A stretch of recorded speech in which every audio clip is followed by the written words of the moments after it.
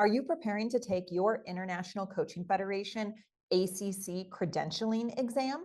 Hi, I'm Lisa with the Center for Coaching Strategies. I'm an ACC credentialed coach with almost a decade experience in the coaching field.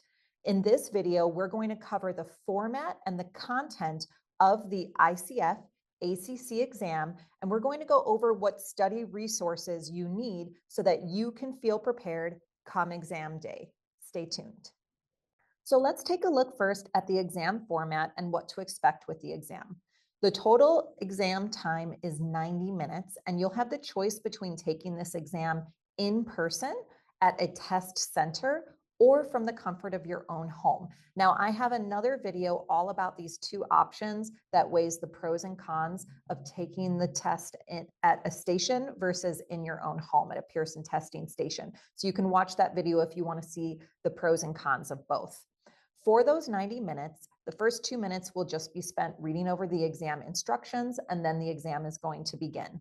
Section 1 is going to be 30 questions. Then you'll have a scheduled break. That break is optional. And then section 2 is another 30 questions. So you will be given 39 minutes for the first section and 39 minutes for the second section. So roughly a little bit more than a minute per question. So you'll be going through these at a pretty quick clip.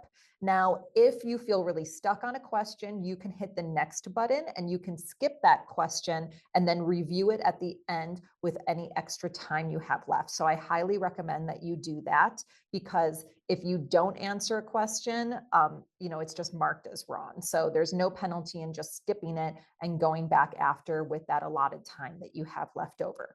I found when I took the exam, I finished section 1 in about 25 minutes, and then that gave me almost 10 minutes to go back and review, and I could re-review some that I felt kind of stuck on. And same with section 2, I got that one done in about 22 minutes. So it is possible to get it done, about 20 minutes quite quickly. The other thing that it will let you do is you can use the highlighter feature to highlight certain words if you really want to look for the words that have a lot of meaning that you should pay attention to.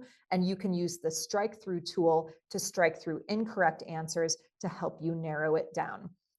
So there are 60 questions total. Most of those questions are going to be scenario based. So really it's more about the application of these different competencies and of the code of ethics. How would you really apply this in real coaching situations or during coaching sessions? So you can have a possible score of between 200 and 600, and a passing score is 460 or higher. Now, the other nice thing is you will find out your score right away, which I really appreciated. It's so nerve-wracking if you have to go home and wait till later to find out your score. So I really appreciated that I took it in person at the testing center, and they went and immediately printed me out my score so I could see that I passed. So that was really helpful. Now let's look at the exam content. It's going to cover 3 main areas. Number 1, coaching ethics. So the ICF Code of Ethics, you definitely want to read through thoroughly and study, and that's going to count for about 30% of the test questions. Number 2, definition of coaching and boundaries of coaching. So what is the ICF definition of coaching? And more so than that, how does that differ than therapy or counseling or advising? What is the difference between all of these different professions, and how does coaching stand out? How can we really look at the ICF definition of coaching to pull out what makes coaching coaching, what makes it unique? And then the boundaries of coaching. So what are these different boundaries set forth when working with clients? What does the ICF board say about confidentiality, conflicts of interest, different professional standards that we're upholding? So again, you can kind of look to the code of ethics for that. And also ICF has a great resource on referring clients to therapy that I definitely recommend reading through. Last, coaching competencies. So that's the ICF core competencies 1 through 8, and then strategies and techniques just in regards to coaching in general and applying those competencies during the actual coaching session. So things like helping clients with goal setting, helping clients with making an action plan, and that's going to account for about 40% of the ACC exam.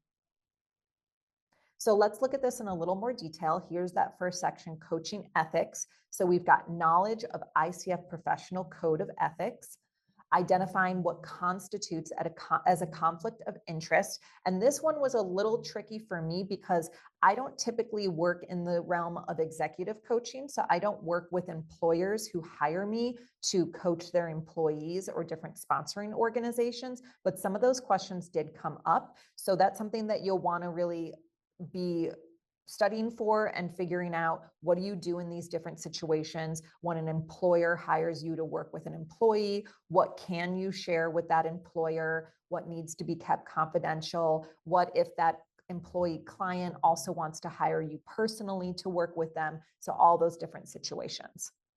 And last, awareness of relevant laws, regulations, and organizational policies and procedures around confidentiality. And so what factors would necessitate breaking that confidentiality, such as, for example, if there was like a court order or subpoena that you had to share that information. Okay, definition and boundaries of coaching, the next 30%. So mastery, as I said, of that definition of coaching, and you can get that off the ICF website. I also have that in my training course. Knowledge of the coaching process and how it differs from other professions. So I did find that quite a few questions came up on the test asking me to define coaching versus therapy, or asking me to define coaching versus consulting. So really study and understand the difference between these different modalities, and when it might be appropriate to refer the client to a therapist instead, or refer the client to an advisor instead, or a consultant instead. So knowing those differences and knowing any sort of conflict of interest that might come up around that, and what in Core Competency 3 establishes and maintains agreements you're required to do and really maintain as part of that agreement that you're partnering with the client to co-create. Next, recognition of how and when to make appropriate referrals to mental health professionals. So you're going to get a lot of that information from that referring clients to therapy document. So ICF has that for download on their website, and it's several pages long. They also have a one-pager. And I think the most important takeaways from that I learned is, number one, that you can actually give clients referrals. So you can offer them referrals. And then also that it's so much more than just if a client says, I feel anxious, and you have to interrupt the session to say, I'm not qualified to talk about anxiety. Do you want to continue?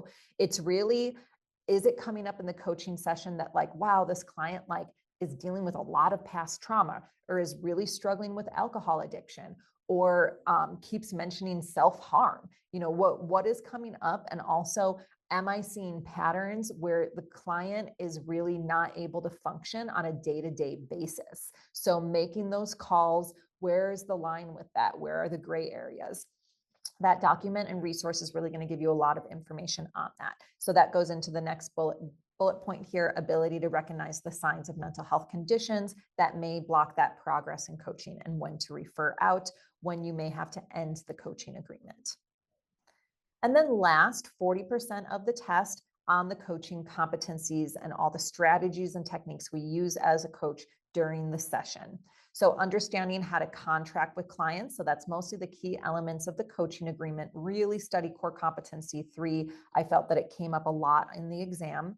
Comprehension of all the core competencies. So for example, there might be a question about evoking awareness, and it might give you options that are different coaching markers, but only one of them is actually pertains to evoking awareness. Maybe the other one pertains to like cultivating trust and safety or growth mindset. So really knowing what markers go under what core competencies and what the actual definition is of each core competency.